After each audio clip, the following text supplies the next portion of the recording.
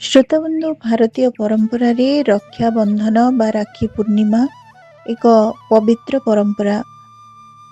ଆଜି ରକ୍ଷାବନ୍ଧନକୁ ନେଇ ଏକ ସୁନ୍ଦର ପୁରାଣ କଳ୍ପ ଆଧାରିତ ଆଲୋଚନାଟିଏ, ଯାହାର ଆଲୋଚକ ହେଉଛନ୍ତି ଦିଲ୍ଲୀପ କୁମାର ଶତପଥୀ।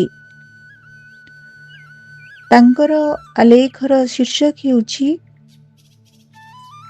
ଦୈତ୍ୟରାଜ ବଳି ଓ ରକ୍ଷାବନ୍ଧନ। ଲେଖକ ଆଲୋଚକ ଦିଲ୍ଲୀପ କୁମାର ଶତପଥୀ। ଶ୍ରୀମଦ୍ ଭାଗବତ ଏବଂ ସ୍କନ୍ଦ ପୁରାଣ ଅନୁସାରେ ନାରାୟଣଙ୍କ ଶ୍ରେଷ୍ଠ ଭକ୍ତ ଥିଲେ ଦୈତ୍ୟରାଜ ହିରଣ୍ୟକଶ୍ୟପଙ୍କ ପୁତ୍ର ଭକ୍ତ ପ୍ରହ୍ଲାଦ। ଭକ୍ତର ଭକ୍ତିରେ ସନ୍ତୁଷ୍ଟ ହୋଇ ଭଗବାନ ବିଷ୍ଣୁ ଅତି କଦର୍ଯ୍ୟ ଓ ଭୟଙ୍କର ରୂପ ନେବାକୁ ବି ପଶ୍ଚାତପଦ ହୋଇନଥିଲେ। ଭକ୍ତ ପ୍ରହ୍ଲାଦଙ୍କ ପୁତ୍ର ଥିଲେ ବିରୋଚନ, ତାଙ୍କର ପୁତ୍ର ଥିଲେ ଦୈତ୍ୟରାଜ ବଳି। ସେହି ସମୟରେ ବହୁ ଅଶ୍ୱମେଧ ଯଜ୍ଞ କରି ଦାନବରାଜ ବଳି ନିଜର ଶକ୍ତି ବୃଦ୍ଧି କରିଥିଲେ। ସେ ଥିଲେ ମହାଦାନୀ। ତାଙ୍କର ଦାନ, ଧର୍ମ, ରାଜ୍ୟ ଶାସନ ଓ ଯୁଦ୍ଧ କଳାରେ ଭୟଭୀତ ହୋଇ ଇନ୍ଦ୍ର ଓ ଦେବତାଗଣ ପ୍ରମାଦ ଗଣିଲେ। ବଳିଙ୍କର ଶକ୍ତି ହ୍ରାସ ନିମନ୍ତେ ଭଗବାନ ବିଷ୍ଣୁଙ୍କ ପାଖରେ ଗୁହାରି ପଶିଲେ।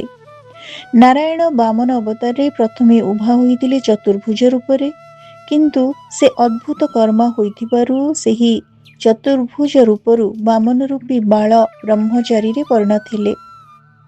ତାଙ୍କର ସେହି ରୂପକୁ ବଟୁ ବାମନ ରୂପ ମଧ୍ୟ କୁହାଯାଏ। ତେଣୁ ବଟୁ ବାମନ ରୂପୀ ବିଷ୍ଣୁ ନର୍ମଦା ନଦୀର ଉତ୍ତର ତଟରେ ଭୃଗୁ କଚ୍ଛଠାରେ ଥିବା ବଳିଙ୍କର ଯଜ୍ଞସ୍ଥଳକୁ ଯାତ୍ରା କଲେ। ତାଙ୍କର ହାତରେ ଥିଲା ଦଣ୍ଡ, ଛତ୍ର ଓ କମଣ୍ଡଳୁ।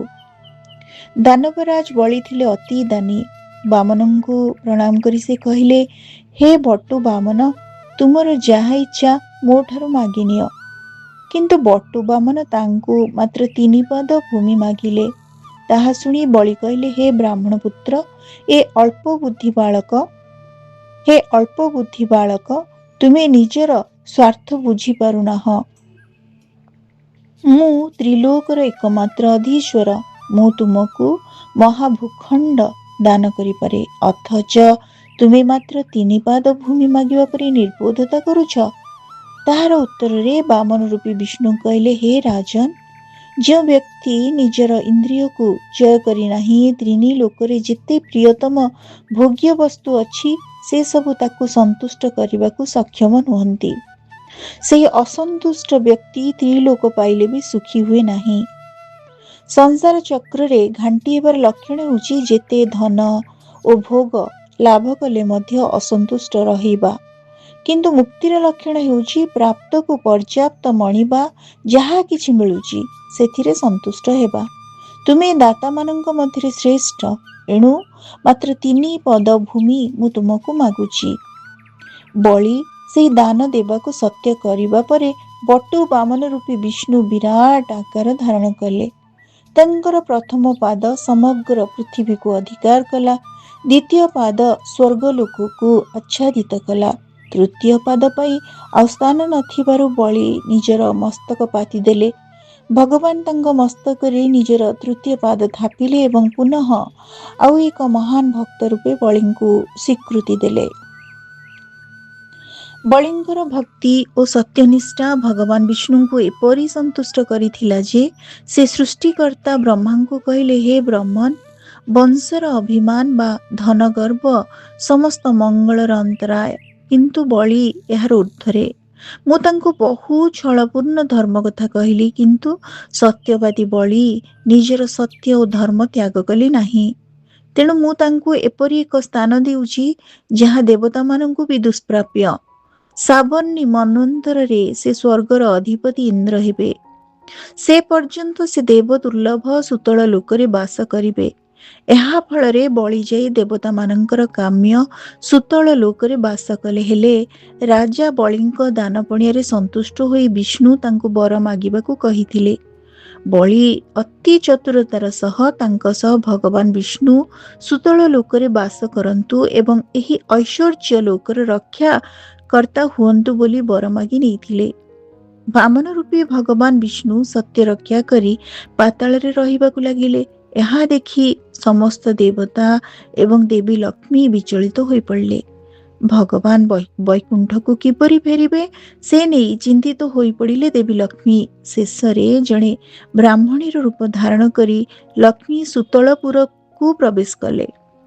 ବ୍ରାହ୍ମଣୀ ରୂପ ଧାରଣ କରିଥିବା ଦେଖି ଲକ୍ଷ୍ମୀ ବଳିଙ୍କ ହାତରେ ଏକ ରକ୍ଷା ସୂତ୍ର ବାନ୍ଧି ତାଙ୍କୁ ଭ୍ରାତା ବୋଲି ସମ୍ବୋଧନ କରିଥିଲେ। ରାଜା ବଳିଙ୍କ ଆଗରେ କ୍ରନ୍ଦନ କରିବାକୁ ଲାଗିଲେ। ରାଜା ବଳି ତାଙ୍କ ଅବସ୍ଥା ଦେଖି ତାଙ୍କୁ ପରିସ୍ଥିତି ସମ୍ପର୍କରେ ଜିଜ୍ଞାସା କରନ୍ତେ ବ୍ରାହ୍ମଣୀ ରୂପୀ ମହାଲକ୍ଷ୍ମୀ କହିଲେ, ଶୁଣିଛି ତୁମେ ମହାଦାନୀ, ତୁମେ ସତ୍ୟ କଲେ ମୋ ଦୁଃଖର କାରଣ ତୁମକୁ ଅବଶ୍ୟ କହିବି। ବଳିରାଜା କହିଲେ, ଯାହା ମୋ ଶକ୍ତି ଭିତରେ ଥିବ ନିଶ୍ଚୟ ଦେବି। ତୁମେ ମୋତେ ଭାଇ କରିଛ, ତେଣୁ ମୁଁ ପଣ କରୁଛି ମୋ ଶକ୍ତି ବହିର୍ଭୂତ ହେଲେ ବି ପ୍ରାଣ ଦେଇ ତୁମ ଆକାଂକ୍ଷା ମୁଁ ପୂର୍ଣ୍ଣ କରିବି। ଲକ୍ଷ୍ମୀ ଦେବୀ କହିଲେ, ମୁଁ ଅଭାଗିନୀଟା, ମୋ ସ୍ୱାମୀ ଅନ୍ୱେଷଣରେ ମୁଁ ଅଛି। କେହି ଦୁର୍ବୃତ୍ତ ତାଙ୍କୁ ଅପହରଣ କରି ନେଇଛି। ମୋର ସ୍ୱାମୀଙ୍କୁ ଫେରେଇ ଆଣନ୍ତୁ। ବଳି ଭଗିନୀ ପତିଙ୍କ ସ୍ୱରୂପ ପୁଛନ୍ତେ ଲକ୍ଷ୍ମୀ ଦ୍ୱାରପାଳ ଆଡ଼େ ଆଙ୍ଗୁଳି ଦେଖେଇଲେ। ନିଜ ପତିଙ୍କୁ ନିଜ ସହ ନେଇଯିବା ଲାଗି ବର ମାଗିଥିଲେ ଲକ୍ଷ୍ମୀ। ରାଜା ବଳି ମା ଲକ୍ଷ୍ମୀଙ୍କୁ ଚିହ୍ନି ପାରି ତାଙ୍କୁ ଭାଇ କରିଥିବାରୁ ନିଜକୁ କୃତାର୍ଥ ମନେ କରିଥିଲେ।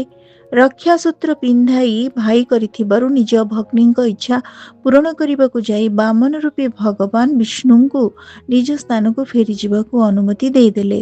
ତେବେ ଭଗବାନ ବିଷ୍ଣୁ ଭକ୍ତଙ୍କୁ କେବେ ହେଲେ ନିରାଶ କରନ୍ତି ନାହିଁ। ଭଗବାନ ନାରାୟଣଙ୍କ ସହିତ ଲକ୍ଷ୍ମୀଙ୍କର ବି ପ୍ରିୟ ହୋଇଥିଲେ ମହାରାଜ ବଳି। ସେଥିପାଇଁ ମହାଲକ୍ଷ୍ମୀ ରାଜା ବଳିଙ୍କୁ ବରଦାନ ଦେଇଥିଲେ ଯେ ପ୍ରତିବର୍ଷ ଆଷାଢ଼ ଶୁକ୍ଳ ପକ୍ଷ ଏକାଦଶୀରୁ କାର୍ତ୍ତିକ ଏକାଦଶୀ ପର୍ଯ୍ୟନ୍ତ 4 ମାସ ପାତାଳ ଲୋକରେ ଭଗବାନ ବିଷ୍ଣୁ ବାସ କରିବେ। ଆଷାଢ଼ ମାସ ଶୁକ୍ଳ ପକ୍ଷ ଏକାଦଶୀକୁ ବଡ଼ ଏକାଦଶୀ ଅଥବା ହରିଶୟନ ଏକାଦଶୀ ବା ଦେବଶୟନ ଏକାଦଶୀ ବୋଲି ମଧ୍ୟ କୁହାଯାଏ। ଶୟନ ଏକାଦଶୀ ଠାରୁ କାର୍ତ୍ତିକ ମାସ ଶୁକ୍ଳ ପକ୍ଷ ପର୍ଯ୍ୟନ୍ତ 4 ମାସ ସମୟ ଭଗବାନ ବିଷ୍ଣୁ ପାତାଳପୁରୀ ଯାଇ ନିଦ୍ରାରେ ରୁହନ୍ତି। ଏହି 4 ମାସକୁ ଚତୁର୍ମାସ କୁହାଯାଏ। ଏହି ସମୟରେ ବିବାହ, ବ୍ରତ ଆଦି କୌଣସି ମାଙ୍ଗଳିକ କାର୍ଯ୍ୟ ଏବଂ ଶୁଭ କାମ ହୁଏ ନାହିଁ। ଅସଲରେ ରକ୍ଷାବନ୍ଧନର ପରମ୍ପରା ସୃଷ୍ଟି ଆରମ୍ଭରୁ ହିଁ ଅଛି। ଏହା ଭଉଣୀ ପ୍ରତି ଭାଇ କେବଳ ରକ୍ତ ସମ୍ପର୍କ ନୁହେଁ, ଏସବୁ ନିଜର ଆତ୍ମିକ ସମ୍ପର୍କର ଭଲ ପାଇବା ଅନୁବନ୍ଧିତାର ନିଦର୍ଶନ ହୋଇଥାଏ। ଭାଇଟିଏ ନିଜର ପ୍ରାଣ ଉତ୍ସର୍ଗ କରି ଭଉଣୀର ମନୋକାମନା ପୂର୍ଣ୍ଣ କରିବାର ଅନେକ ନଜିର ଅଛି। ମହାଭାରତରେ ବର୍ଣ୍ଣିତ ଅଛି, ଶିଶୁପାଳକୁ ବଧ କରିବା ସମୟରେ ସୁଦର୍ଶନ ଚକ୍ରରେ କୃଷ୍ଣଙ୍କ ତର୍ଜନୀ କ୍ଷତାକ୍ତ ହୋଇଥିଲା। ସେତେବେଳେ ରକ୍ତସ୍ରାବ ବନ୍ଦ କରିବାକୁ ଦ୍ରୌପଦୀ ନିଜ ପିନ୍ଧା ଶାଢ଼ୀର କାନି ଚିରି କୃଷ୍ଣଙ୍କ ହାତରେ ଗୁଡ଼େଇ ଦେଇଥିଲେ। ଫଳସ୍ୱରୂପ କୁରୁସଭାରେ ଦ୍ରୌପଦୀଙ୍କ ବସ୍ତ୍ରହରଣ ସମୟରେ କୋଟି ବସ୍ତ୍ର ପ୍ରଦାନ କରି କୃଷ୍ଣ ଦ୍ରୌପଦୀଙ୍କ ମାନ ରକ୍ଷା କରିଥିଲେ। ଶ୍ରାବଣ ମାସ ହିନ୍ଦୁ ଧର୍ମର ଏକ ପବିତ୍ର ମାସ। ବର୍ଷର କେବଳ ଏହି ମାସରେ ଜଙ୍ଗଲରେ ବସ କରୁଥିବା ମୁନି ଋଷିମାନେ ଜନପଦକୁ ଫେରି ଆସନ୍ତି। ଏହି ମାସ ଯାକ ଜନପଦରେ ଅବସ୍ଥାନ କରି ଅଧିବାସୀଙ୍କ ଶିକ୍ଷା ଦୀକ୍ଷାରେ ବ୍ୟସ୍ତ ରୁହନ୍ତି। ମାସାନ୍ତରେ ଶ୍ରାବଣ ପୂର୍ଣ୍ଣମୀ ବା ଗହ୍ମା ପୂର୍ଣ୍ଣିମା ବା ବଳଭଦ୍ର ଜନ୍ମଦିନ ପଡ଼ନ୍ତେ ନିଜ ଯଜମାନଙ୍କୁ ଉପବୀତ ପ୍ରଦାନ କରି ନିଜ ଆଶ୍ରମକୁ ଫେରିଯାଆନ୍ତି। ଏହି ପଇତା ଯଜମାନଙ୍କ ପାଇଁ ରକ୍ଷା କବଚ ସଦୃଶ। ବ୍ରାହ୍ମଣ ବା ପୁରୋହିତମାନେ ନିଜ ଯଜମାନଙ୍କୁ ପିଢ଼ି ପରେ ପିଢ଼ି ଗହ୍ମା ପୂର୍ଣ୍ଣିମା ଅବସରରେ ପଇତାକୁ ରକ୍ଷା କବଚ ଭାବେ ବାନ୍ଧି ଆସୁଛନ୍ତି। ଏହି ରକ୍ଷା ବନ୍ଧନ ପ୍ରଥା କେଉଁ ଆବହମାନ କାଳରୁ ଏପର୍ଯ୍ୟନ୍ତ ଚଳି ଆସୁଛି। ଯଜମାନଙ୍କ ମଙ୍ଗଳ ପାଇଁ ରକ୍ଷା ବନ୍ଧନ ପ୍ରଥା ଭାଇ ଭଉଣୀ ସମ୍ପର୍କ ବ୍ୟତିରେକ ଏକ ସୁନ୍ଦର, ପବିତ୍ର, ଭିନ୍ନ ସମ୍ପର୍କ ସ୍ଥାପନ କରେ। ଶ୍ରୋତାବନ୍ଧୁ, ଆଜି ଆମେ ଶୁଣୁଥିଲେ ଏକ ପୁରାଣ କଳ୍ପର କଥାବସ୍ତୁ କାହାଣୀ ଦୈତ୍ୟରାଜ ବଳି ଓ ରକ୍ଷାବନ୍ଧନ। ଆଜି ରାକ୍ଷୀ ପୂର୍ଣ୍ଣିମା ଉଦ୍ଦେଶ୍ୟରେ ପବିତ୍ର ପରିବେଶକୁ ଆହୁରି ପବିତ୍ରୀଭୂତ କରିବା ପାଇଁ ଆମର ଏହି ଉପସ୍ଥାପନା ଥିଲା। ଏହି ଆଲେଖର ରଚୟିତା ଥିଲେ ବିଶିଷ୍ଟ ଆଲୋଚକ ଦିଲ୍ଲୀପ କୁମାର ଶତପଥୀ। ଆଜିର ଏହି ଆଲୋଚନାଟି, ଆଲେଖଟି ଆପଣମାନଙ୍କୁ କେମିତି ଲାଗିଲା? ଆପଣମାନଙ୍କ ମତାମତ ଅପେକ୍ଷାରେ ରହୁଛି। ଧନ୍ୟବାଦ।